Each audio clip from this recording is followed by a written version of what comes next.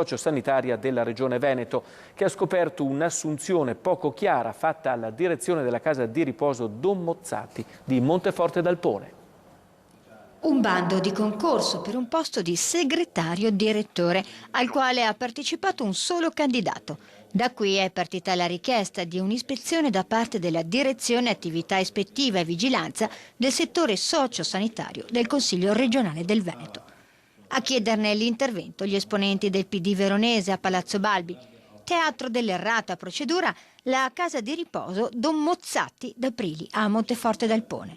Ed ora c'è chi vorrebbe che la Direzione Regionale Servizi Sociali commissariasse la casa di riposo dell'Istituto Pubblico di Assistenza e Beneficenza.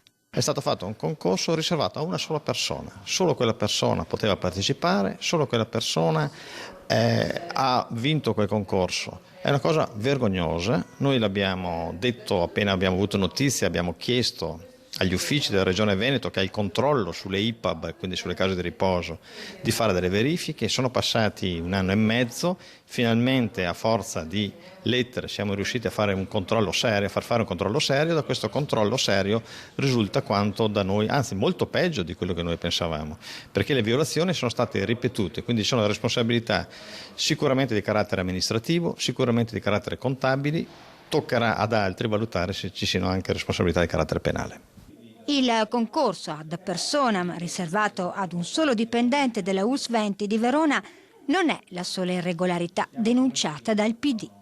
Con grande tristezza abbiamo dovuto occuparci di queste cose, della casa di riposo di Isola della Scala, altri problemi che riguardano le ULS, questo della casa di riposo, e devo dire che sembra incredibile che ancora oggi, con quello che è successo, ci siano persone che si permettono di violare le leggi o di ignorare le norme che riguardano la trasparenza. Molte persone cercano di trovare un posto di lavoro e si vedono sorpassate da persone che arrivano a posti senza averne titoli o attraverso addirittura procedure che vengono sanzionate dall'attività ispettiva.